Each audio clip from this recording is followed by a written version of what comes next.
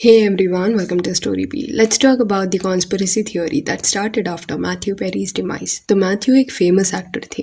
Recently, 28 October को ही passed away. उस दिन पे Matthew's assistant found him unresponsive in a hot tub and 911 को वो असिस्टेंट ने कॉल किया था. इनिशियल इन्वेस्टिगेशन के बाद ना मीडिया में ये खबर फैलने लगी कि हॉट टब में ड्राउन होने की वजह से मैथ्यू की जान चली गई. कार्डियक इशू भी था, ये भी बोला गया. He wasn't consuming any alcohol, ये भी स्टेटमेंट देखने मिला. पर एक्चुअल में अथॉरिटीज ने ना रीसेंट मीडिया कॉन्वर्सेशन के दौरान ये क्लैरिफाई किया कि और भी कई सारे टेस्ट होने वाले हैं, पर उसमें वक्त लगेगा. जैसे प्रॉपरली पोस्टमार्टम करके ये देखा जाएगा कि कार्डियक इश्यूज थे कि नहीं. देन टॉक्सिकोलॉजी टेस्ट किया जा रहा है. इवन कोई और हेल्थ रिलेटेड इशू उनको थे कि नहीं, इसकी भी जांच की जा रही है. उसके बाद ही वो कॉज ऑफ डेथ बता पाएंगे. अपार्ट फ्रॉम दैट जो मैथ्यू पेरी के साथ उस दिन थे उन सबसे पूछताछ की जाएगी. अब ये सडन इंसिडेंट्स के बाद इंटरनेट पे ना कई अलग अलग थ्योरीज पुट फोर्थ किए जा रहे हैं कि कैसे for long time Matthew Perry struggled a lot. He was an alcoholic and even had addiction issues. His recovery journey was hard, and during that journey he realized that he needs to help others also who are walking similar path, and he did that for others. पर weird चीज यहाँ पे लोगों को ये लगी that Matthew peri social media पे ना हार्डली कुछ भी पोस्ट करते थे. 18 अप्रैल को उन्होंने एक पोस्ट किया था, उसके बाद he did not post anything.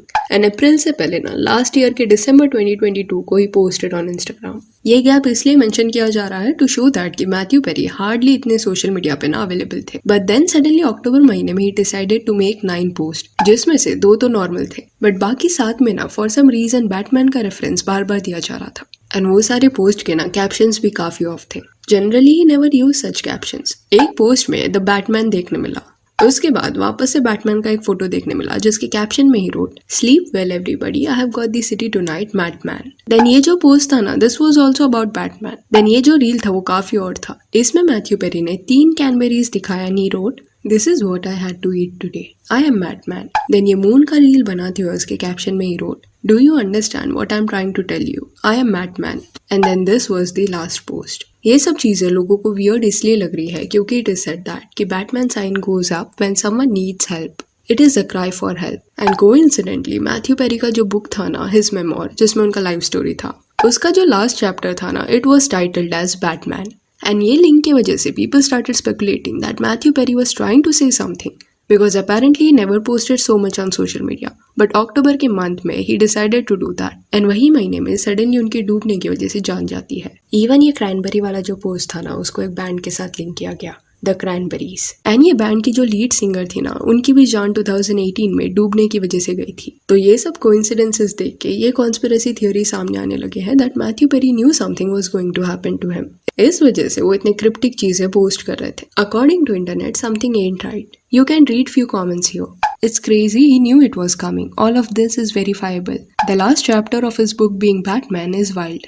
Every time I see the Batman signal, I assume he is asking for help. The use for sacrifice, those who don't bring money to the table. These people don't retire ever. Once they sign their soul, they become eternal slaves. And they got their good life, you know. He did not want to continue with the sacrifices, so it was his time. Showing off the Batman post to tell everyone his time is coming and the devil is coming to collect. 100% when I heard he had passed, I immediately got that it was a sacrifice. And he knew because he kind of knew he volunteered himself for someone he loved. When I heard he died of an apparent drowning, I quickly searched his Instagram to see if any weird messages or anything appeared. And the first thing I saw was his last video of him in his tub. And then the cryptic photos. If he did not know, he definitely had an intuition about it. अभी देखो ये बात को पूरी तरह से deny नहीं कर सकते कि कैप्शंस वगैरह जो लिखे गए थे ना वो बहुत अलग थे एंड वियर्ड थे. एंड एक पर्सन जो हार्डली महीने में एट टाइम्स एक बार भी पोस्ट नहीं करता था, उन्होंने सडनली डिसाइड किया कि वो ऐसे cryptic post back to back अक्टूबर महीने में डालेंगे. एंड इवन लास्ट पोस्ट वही जगह का है जहाँ पे on 28 October he was found unresponsive. अभी वेस्ट की जो ऑडियंस है ना वहाँ पे कई लोग ये बिलीव करते हैं दैट हॉलीवुड सेलिब्रिटीज ना डेविल को वर्शिप करते हैं, अपना सोल सेल कर देते हैं. देन कल्ट थ्योरीज, सैक्रिफाइसेस, ऐसी चीजों में ना वहाँ की ऑडियंस काफी ज्यादा बिलीव करती है कि सेलिब्रिटीज जो है they are part of such cult activities. And no doubt वहाँ पे ऐसे कई केसेस रहे हैं जहाँ पे कल्ट एक्टिविटीज के नाम पे ना कई सैक्रिफाइसेस किए गए हैं, ऐसे क्राइम्स हो चुके हैं. इसी वजह से मैथ्यू पेरी को लेके ना ऐसे कई थियोरीज आपको इंटरनेट पे मिल जाएंगे. बट एंड में जाके जब अथॉरिटीज सारे टेस्ट के बाद रिपोर्ट्स रिवील करेगी उसके बाद ये क्लैरिफाई हो पाएगा कि whether there was any kind of foul play here. So यार that's it for this video. Do let me know कि ये जो भी कॉन्स्पिरेसी थ्योरी सुनने मिल रही है इस पे आपका क्या कहना है.